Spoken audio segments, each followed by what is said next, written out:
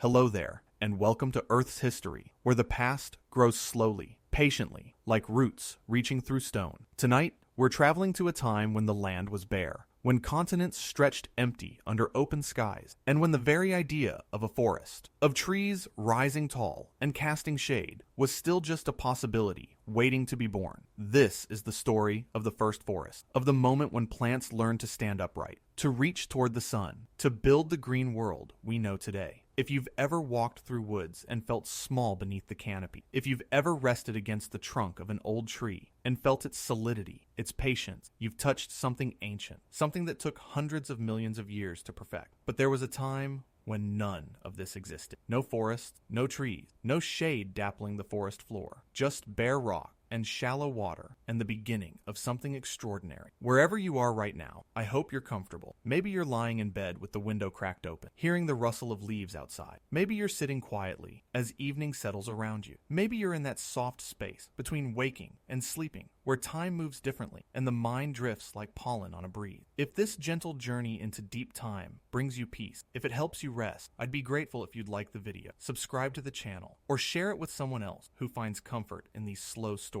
It helps this quiet corner reach others who need a place to pause at the end of the day. So settle in, let your breathing slow, let your thoughts quiet like a forest dust, and let's begin. Because roughly 400 million years ago, plants did something they had never done before. They grew tall. They developed woody stems that could support their weight. They created leaves that could capture more sunlight, and in doing so, they transformed the planet forever. Before we step into the first forest, before we watch trees rise from the barren ground, we need to see what came before. Because for most of Earth's history, the land was naked. No plants covered the continent. No roots held the soil. No leaves rustled in the wind. The land was a place of rock and dust, carved by rivers, but empty of life, beautiful in its starkness, but silent, waiting. This was the Silurian period, roughly 440 to 420 million years ago. By this time, life had already been evolving in the oceans for billions of years. The seas teemed with trilobites and early fish, with coral reefs and strange armored creatures. The water was full of life, complex and diverse and competitive. But the land was different. The land was frontier, unexplored, unclaimed, harsh. The sun beat down with an unfiltered intensity, its ultraviolet radiation a constant threat to any unprotected cell. The atmosphere had less oxygen than today, and the climate was often extreme, with vast, dry continental interiors and ferocious storms that scoured the land. The first pioneers onto land were not plants, but simpler organisms, microbial mats of bacteria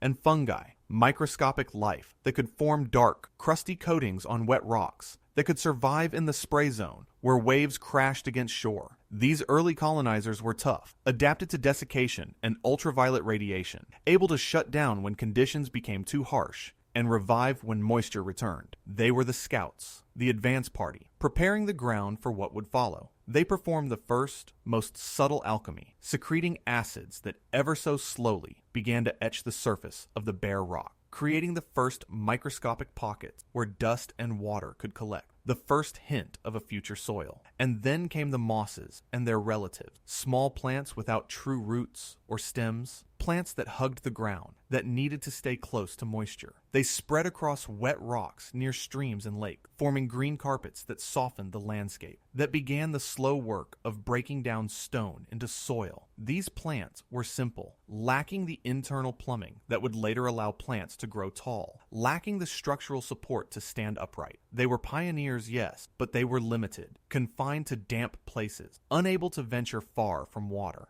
Their entire life cycle was tied to the presence of a film of water, as their sperm had to swim through it to reach the egg, a legacy of their aquatic ancestry. The world they inhabited was strange by our standard. The sun shone on bare continents of ochre, gray, and brown, on mountains unclothed by vegetation, on rivers that ran thick and brown with sediment because there were no roots to hold the soil. The land would have been dusty, eroding rapidly, with nothing to anchor it, nothing to slow the wind and rain. Storms would have been fierce, sculpting the landscape without the buffering effect of plant cover, causing flash floods that scoured riverbeds and carried immense loads of gravel and sand to the sea. It was a world still being shaped primarily by geology rather than biology, by rock and water rather than by life. But in the oceans, algae had already solved many of the problems that land plants would need to solve. They had developed photosynthesis, the ability to capture sunlight and turn it into chemical energy. They had evolved complex cells with specialized structures. Some had even begun to experiment with multicellularity, with division of labor, with differentiation. The toolkit existed. It just needed to be adapted for a new environment, for life out of water. The challenge of life on land is water, or rather, the lack of it. In the ocean, plants are surrounded by water, bathed in it, supported by it. They don't need to worry about drying out or holding their shape. But on land, water is scarce, intermittent, unreliable. Air dries things out. Sunlight, unfiltered by water, is intense and damaging. Gravity pulls everything downward without the buoyancy of water to provide support. To survive on land, plants needed solutions to all these problems. They needed a way to prevent water loss, a waterproof coating on their surfaces. They needed a way to transport water from the ground to their cells, some kind of internal plumbing. They needed structural support to hold themselves upright against gravity, and they needed a way to reproduce without swimming sperm, because there might not always be standing water available. The first true land plants, appearing in the Silurian, began to develop these solutions. They evolved a waxy cuticle on their surfaces to prevent desiccation. They developed simple vascular tissue, tubes made of dead cells with thick walls that could transport water and provide some structural support. They evolved stomata, tiny pores that could open to allow gas exchange for photosynthesis and close to prevent water loss. These were revolutionary innovations, biological breakthroughs that would make all future plant life on land possible. One of these early pioneers was a plant called Cooksonia, a simple, leafless plant that branched in a Y shape with spore capsules at its tip. It was small, only a few centimeters high, but it was a marvel of evolution, a declaration that life was on the land to stay. But these early plants were still small, still primitive. They stood perhaps a few centimeters tall, branching structures without true leaves or roots, looking more like tiny green coral than what we would recognize as plant. They reproduced through spores, like mosses and ferns do today, requiring moisture for reproduction, but not entirely dependent on. They were a beginning, a tentative step onto land, but they were not yet forest. They were not yet trees. The breakthrough, the moment when plants truly conquered the land, came in the Devonian period, roughly 420 to 360 million years ago. This is sometimes called the Age of Fishes because of the dramatic diversification of fish in the ocean, but perhaps it should be called the Age of Plant because this is when the land turned green, when forests first appeared, when plants learned to grow tall. The key innovation was wood. Wood, that remarkable material that is both strong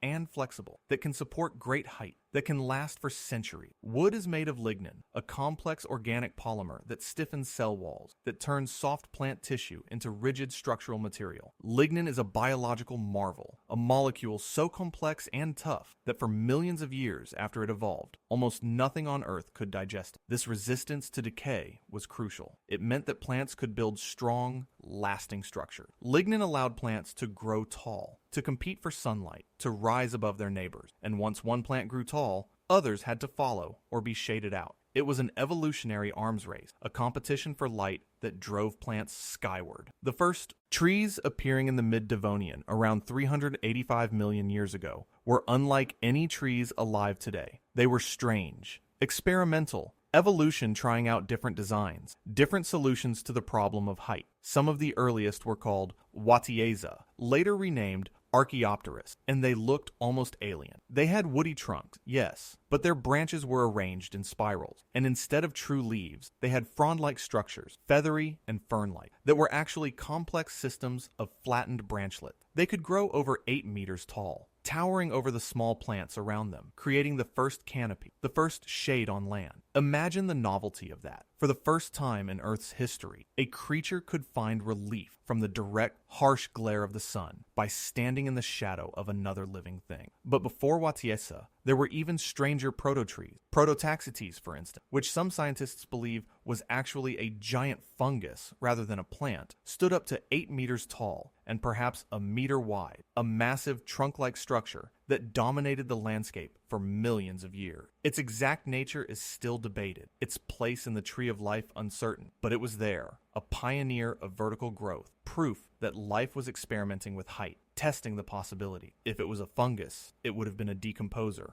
on a colossal scale, a silent, surreal giant feeding on the microbial mat and the remains of the first small plant. And there was Drepanophycus, a plant covered in spine-like leaves, growing perhaps a meter tall. There was Silophyton, with its forking branches. There was Saudonia, with its distinctive spine. These were the early experiment, the prototype, plants pushing against the limits of their biology, evolving new structures, new strategy, new ways of capturing light and space. Imagine standing on that early Devonian landscape, perhaps 400 million years ago, where the first true forests were just beginning to take shape. The ground beneath your feet would have been unlike anything you've seen before. Not quite soil as we know it, not the rich, dark humus of a modern forest floor, but something transitional, intermediate, a mixture of weathered rock fragments and the first accumulations of organic matter. The surface would have been uneven, rocky, with patches of bare stone still exposed between the plants. The plants themselves would have looked strange, alien, difficult to categorize. Some resembled oversized mosses, growing in dense mat. Others stood upright like small shrubs, their stems green and photosynthetic, branching in Y-shaped forks again and again. Still others, the pioneers of height, rose higher, their trunks beginning to show the first signs of wood, of structural support that could hold them upright against wind and gravity. And scattered among them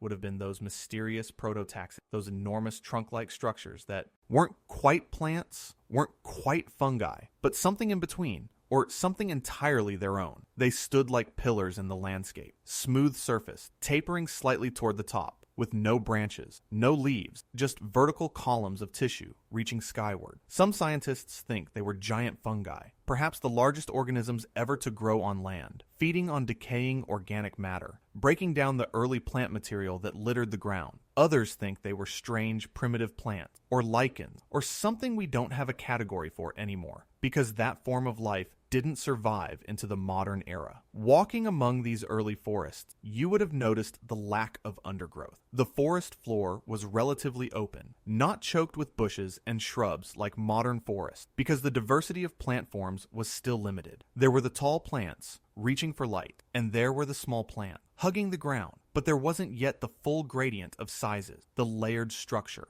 that would develop later. The canopy, such as it was, let through plenty of light, dappled and broken by the spreading branches, but not the deep shade of a mature forest. The air would have felt different too, though not yet as dramatically as it would in the Carboniferous. Oxygen levels were rising, gradually, as more and more plants colonized the land and pumped oxygen into the atmosphere through photosynthesis. The air was fresh, clean, unpolluted by any industrial process, carrying the scent of growing things, of damp earth, of stone being slowly broken down by acids released from roots and from the lichens and mosses that clung to every surface, and it would have been quiet, remarkably so. No birds, because birds wouldn't evolve for another 250 million years. No mammals rustling in the undergrowth, because mammals were still even farther in the future. Just the sound of wind moving through the branches, creating a rustling that was perhaps the first time that sound had been heard on Earth. The sound of leaves and branches moving in the air, and the sound of water, streams flowing over rock, rain falling on plants rather than bare stone, absorbed and redirected by the vegetation. But there would have been other sounds, stranger ones. The buzz of early insects, primitive flying creatures that were among the first animals to colonize the land. Millipedes and centipedes scuttling through the leaf litter, their many legs creating a soft rustling. Early spiders, primitive arachnids, spinning the first webs between branches. And in any standing water, the calls of early amphibians, descendants of fish that had learned to breathe air, creatures that still needed water to reproduce, but could venture onto land to hunt and feed. The first tetrapods, like Tiktaalik,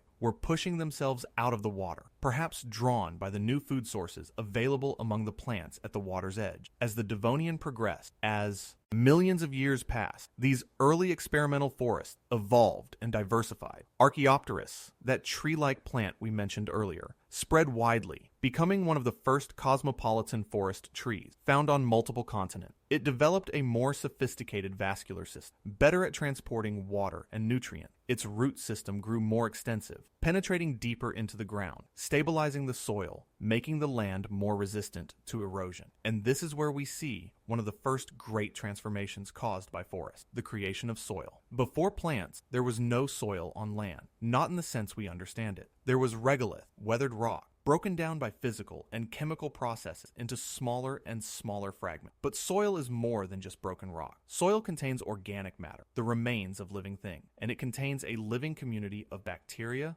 fungi, and small animals that process that organic matter, that cycle nutrient, that create the rich medium in which plants can grow. The first forests created the first true soil. Their roots broke apart rock, not just physically, by growing into cracks and wedging them apart, but chemically, by releasing acids and other compounds that dissolved minerals. They extracted nutrients from the stone itself, pulling out phosphorus, potassium, calcium, magnesium, all the elements that plants need to grow. And when the plants died, when leaves fell and branches broke, and eventually whole trees toppled, all that organic matter accumulated on the ground. At first, decomposition was slow. The early forests evolved faster than the decomposer, faster than the bacteria and fungi that could break down their tissue. Lignin, that polymer that made wood possible, was difficult to decompose. Few organisms had the enzymes needed to break it down, so dead plant material accumulated, piled up layer upon layer, creating thick deposits of partially decayed vegetation. But gradually,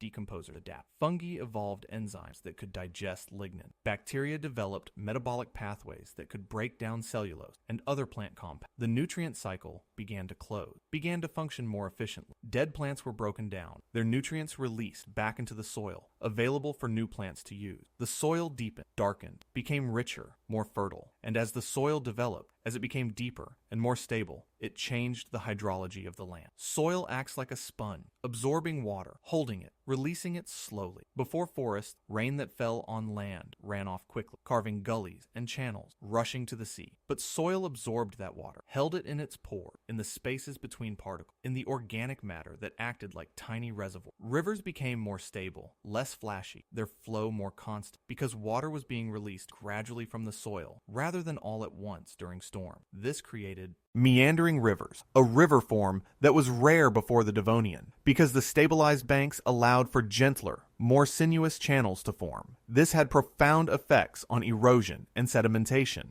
The rate at which continents were being eroded and washed into the sea decreased dramatically. Sediment delivery to the oceans dropped. The continental shelves, those shallow platforms around the edges of continents, began to change. With less sediment coming in, the water became clearer. Different types of organisms could thrive. The entire coastal ecosystem shifted in response to the forests hundreds of kilometers inland, connected by rivers, by the flow of water and sediment and nutrient. And the roots themselves were remarkable structures, worth contemplating on their own. The first land plants had simple rhizoid, root-like structures that were just extensions of the plant body, absorbing water from the immediate surrounding. But as plants grew taller, as they became more complex, roots evolved to become sophisticated organs, specialized for different functions. Some roots grew deep, tapering roots that dove straight down into the ground, seeking water, anchoring the plant against wind and storm. These taproots could penetrate meters into the soil, into the weathered rock below, finding moisture even during droughts, stabilizing the plant against toppling. Other roots spread horizontally, creating dense networks just below the surface, mats of fine rootlets that absorbed water and nutrients from the upper soil layers where organic matter was most abundant. And roots developed partnership, symbiotic relationships with fungi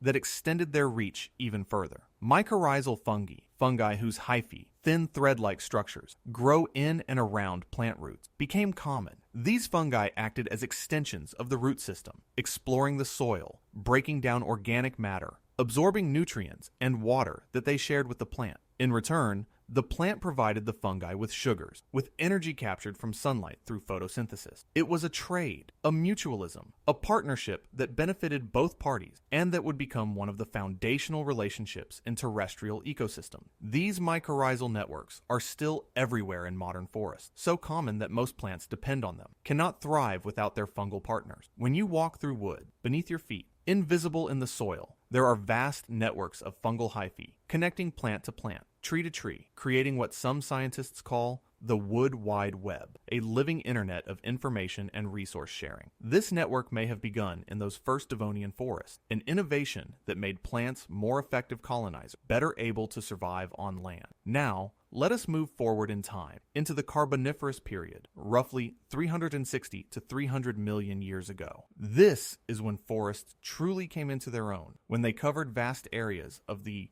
continent, when they became so productive, so abundant, that they would leave a permanent mark on the planet in the form of coal. The Carboniferous world was different from the Devonian. The climate was generally warm and humid, at least in the equatorial regions where the great coal forests grew. These were not dry upland forests, but wetland forests, swamp forests, growing in river deltas and coastal plains where the water table was at or near the surface. The ground was saturated, waterlogged, creating conditions that were perfect for plant growth, but also for the preservation of plant material. The trees of the Carboniferous were unlike the Devonian pioneers. They were taller, more diverse, more specialized. The dominant trees in many Carboniferous swamps were lycopsids, relatives of modern club mosses, but grown to enormous sizes. Lepidodendron and Sigillaria, the scale trees, could reach heights of 30 meters or more, with trunks a meter or more in diameter. Their bark was distinctive, covered in diamond-shaped or oval scars where leaves had once been attached, creating patterns that looked almost geometric,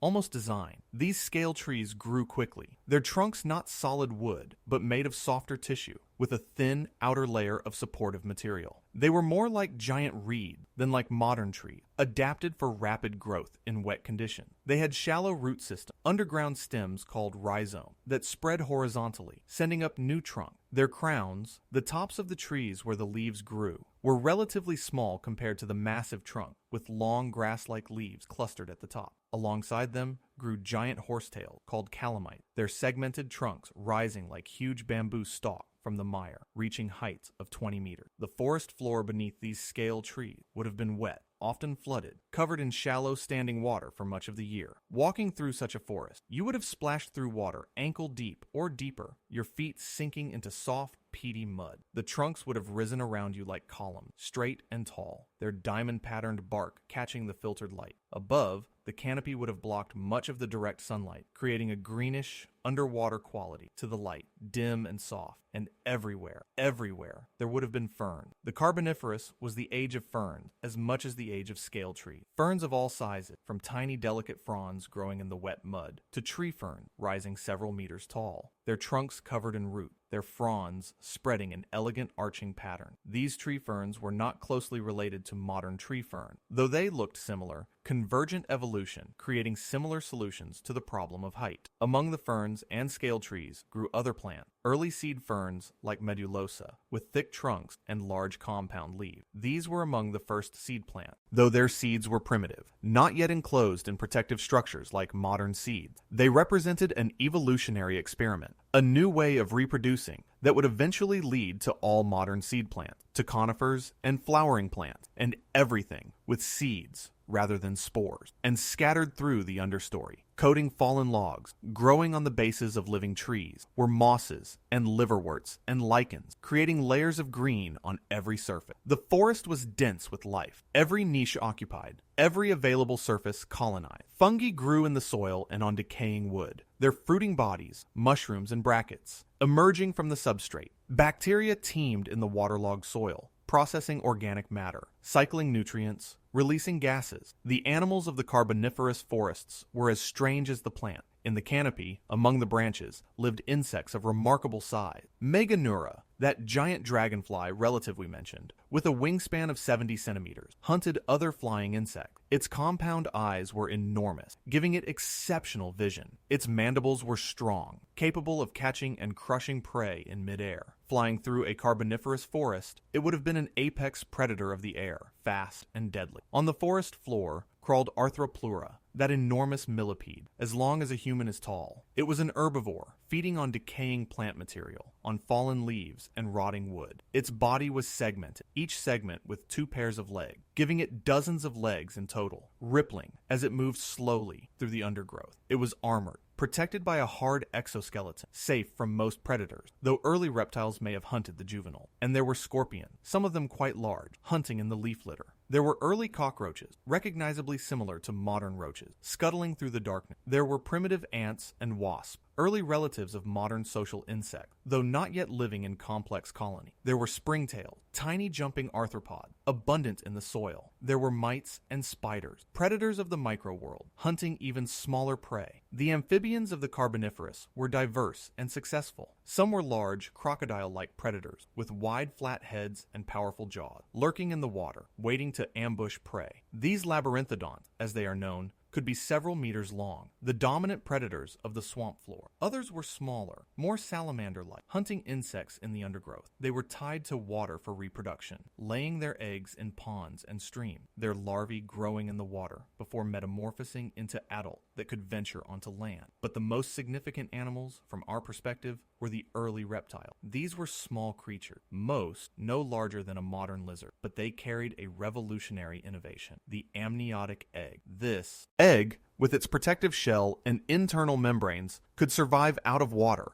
could be laid on land, freeing reptiles from the amphibian dependence on aquatic reproduction. This would eventually allow reptiles to colonize dry environments, to spread far from water sources, to become the dominant land animals for hundreds of millions of years. In the Carboniferous, these early reptiles were still testing the possibilities, still experimenting with their new freedom. Some were insectivores, hunting the abundant invertebrates. Others were becoming herbivores, the first vertebrates to eat plants as a primary food source, developing specialized teeth and digestive systems to process fibrous plant material. They were small, inconspicuous, overshadowed by the amphibians and the giant arthropods, but they were the future. The sounds of a Carboniferous forest would have been rich and complex. The drone of giant insects, a deep thrumming sound from their enormous wing, the calls of amphibians, croaking and trilling from every body of water, a chorus that would have been especially loud at dusk and dawn, the rustle of Arthropleura moving through the leaf litter, a sound like someone dragging stiff fabric across the ground, the plop of water dropping from leaves, the gurgle of streams flowing through the swamp, the occasional crack of a branch breaking or a tree falling, crashing through the canopy and splashing into the waterlogged soil below. And beneath all those sounds, a deeper silence, the absence of familiar noises. No bird calls, no mammal sound, no buzzing of bees or chirping of crickets in the modern sense. The soundscape was alien, dominated by arthropods and amphibians. A chorus that would sound strange and unsettling to modern ears, beautiful in its own way,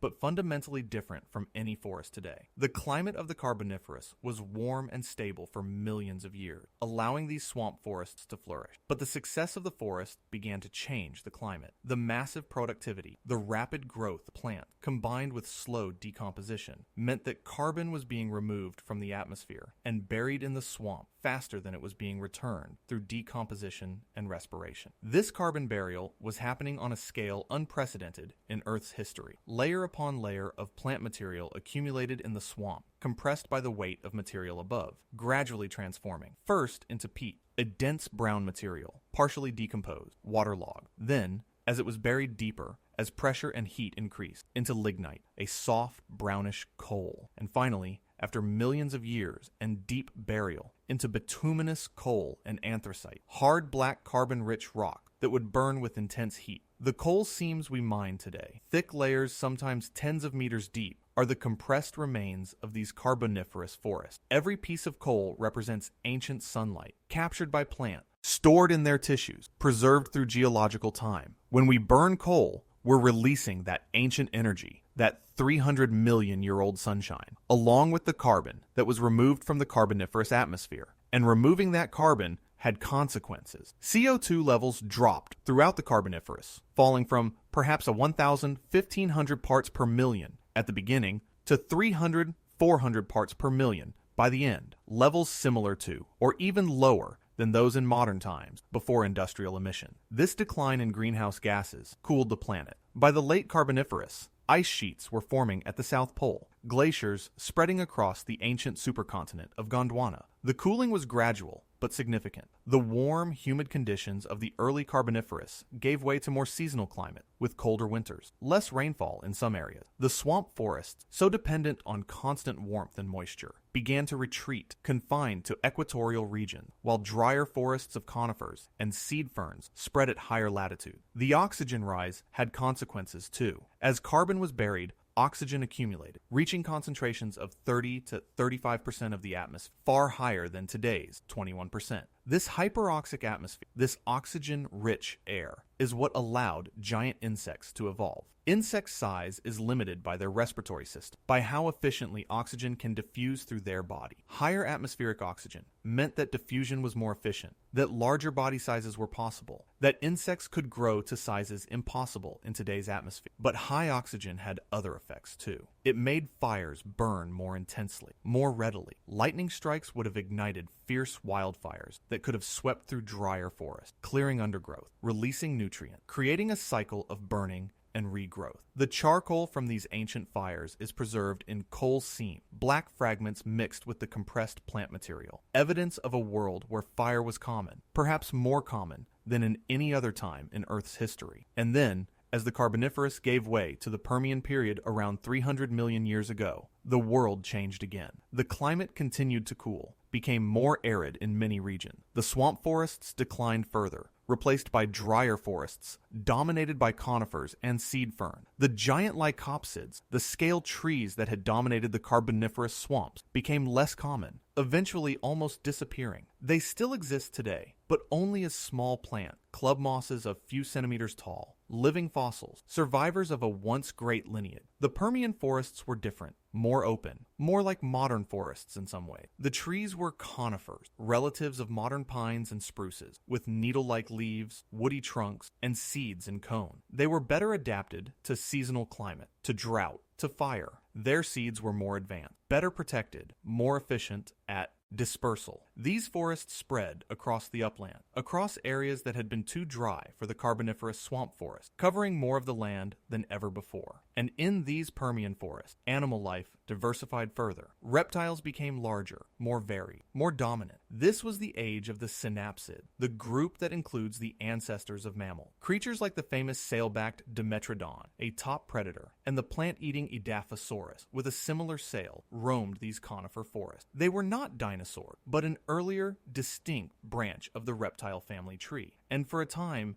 they were the rulers of the earth. They were becoming more active, some possibly even warm-blooded. A new evolutionary experiment in a cooling world. The insects began to decline in size as oxygen levels dropped back toward modern value. The giant dragonflies and millipedes of the Carboniferous gave way to smaller form, more like modern insects. But insects remained abundant, diverse, essential parts of forest ecosystems. They pollinated plants. Though flowering plants hadn't evolved, they consumed plant material, both living and dead. They served as food for larger animals. The forest food webs became more complex, more interconnected, and fungi, those decomposers, became more efficient. White rot fungi evolved, capable of breaking down lignin completely, closing the carbon cycle more effectively than ever before. Dead wood now decayed more quickly, releasing its nutrients back to the soil rather than accumulating and forming coal. The coal age was ending, not because forests were disappearing, but because decomposers had caught up with producers, balancing the system. Standing in a Permian forest, perhaps 280 million years ago, you would have recognized it as a forest in a way that a Devonian forest would have seemed alien. There were tall trees, woody trunks, arranged in a canopy created shade. There was undergrowth, smaller plants growing in the filtered light. There was leaf litter on the forest floor, decomposing, creating soil. There were animals moving through the branches and across the ground, hunting and feeding and reproducing. The trees, though conifers rather than flowering plants, would have looked somewhat familiar. They had trunks covered in bark, branches extending outward and upward, needles clustering on the branches. They were shaped by wind and light, growing taller in the center of the forest, where competition for light was fierce, spreading wider in clearings where light was abundant. The forest floor would have been drier than in the Carboniferous swamp, covered in fallen needles rather than standing in water. The soil would have been deeper, darker, richer, the product of millions of years of accumulation, of leaves falling and rotting, of roots growing and dying, of fungi and bacteria breaking down organic matter. The smell would have been resonant, sharp, the scent of pine needles and tree sap, very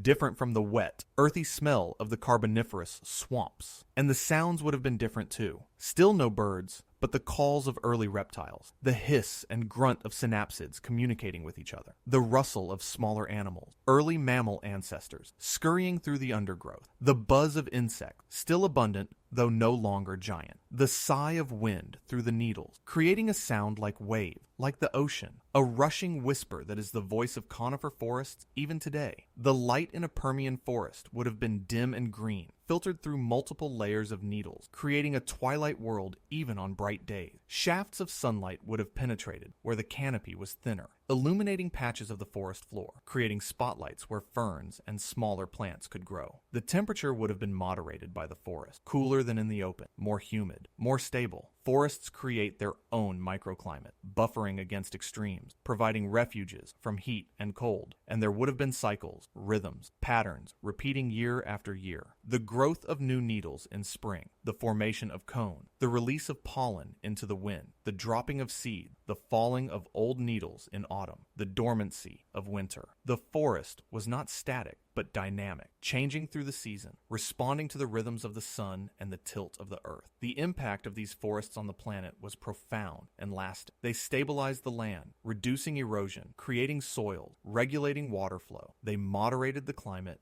drawing down CO2, releasing oxygen, affecting rainfall patterns. They created habitat, niches for countless species of plants, animals, fungi, bacteria. They built the foundation for all terrestrial ecosystems that would follow, establishing patterns and relationships that still structure forests today. But no world lasts forever. The great cycle of life is one of creation and destruction, of growth and collapse. As the Permian dawned, the world grew colder and drier. The great swamp forests, so perfectly adapted to their wet world, began to fail. And then, at the very end of this long era, the planet suffered the greatest catastrophe in its history. Massive volcanic eruptions in what is now Siberia poured lava across an area the size of Western Europe and pumped colossal amounts of carbon dioxide and other gases into the atmosphere. This was the Great Dying. The oceans warmed and turned acidic, and the atmosphere was poisoned. Over 90% of marine species and 70% of terrestrial life vanished. The Permian forests, the conifer woodlands that had seemed so robust, were devastated. Wildfires, fueled by the dying vegetation and a chaotic climate, may have swept across the supercontinent of Pangaea. The world fell silent again. The work of over 100 million years of forest evolution was nearly erased. The planet was a hothouse, a wasteland, a ghost of its former green self. For millions of years after the extinction,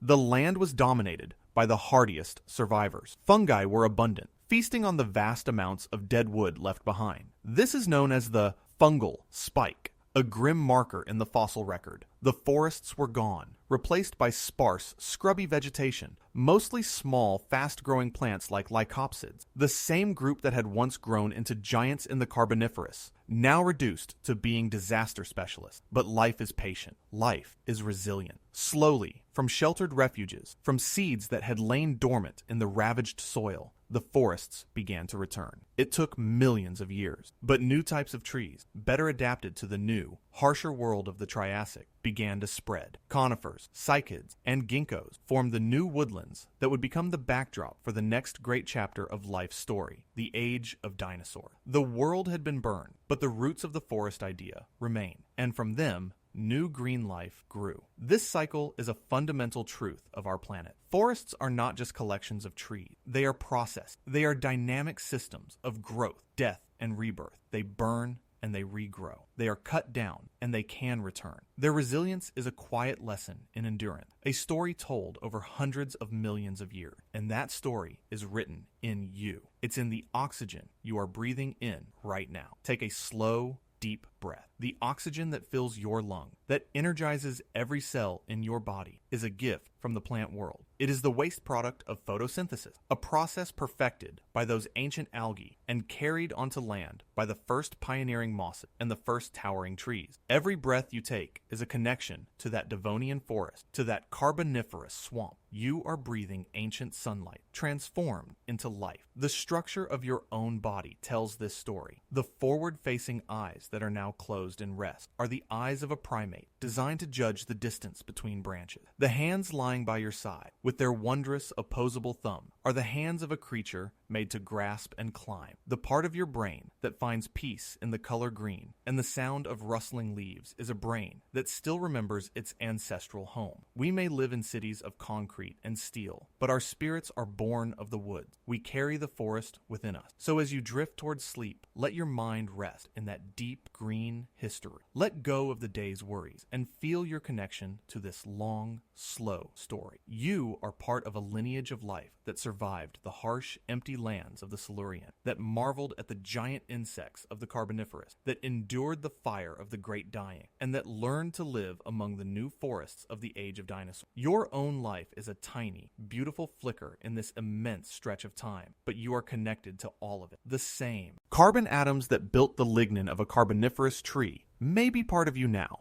The same water that nourished a Permian fern may flow in your veins. The same sunlight that warmed a Devonian landscape is the sunlight that warms your face today. The forest teaches patience. A seed does not become a tree in a day. It waits. It sends down roots. It reaches for the light, slowly, steadily, year after year, season after season. Allow yourself that same patience. Allow your body to rest, to repair, to grow in its own quiet way. There is nothing you need to do, nothing you need to solve right now. Just be here. Just breathe. Imagine the forest floor at night. It is dark, but it is not empty. It is teeming with quiet life. Fungi are breaking down fallen leaves, recycling nutrients. Small creatures are moving through the undergrowth. Roots are drawing water from the soil. There is a vast, silent, intricate dance of life happening beneath the surface, a process of renewal that continues even in the deepest darkness. Your own body, as you sleep, is doing the same. It is renewing, repairing, preparing for a new day. Trust in that process. The world of the first forests is gone. A world so ancient it is almost beyond imagination. But its legacy is everywhere. It is in the coal that powered our world. It is in the air we breathe. It is in the soil beneath our feet. And it is in the deep, quiet peace we can find when we walk among trees, when we listen to the wind in the leaves, and when we remember that we are part of a story that is so much older, so much larger, and so much more patient than our own fleeting lives. Rest now. Let the slow, green, patient story of the forest be your guide into a deep and peaceful sleep. Good night.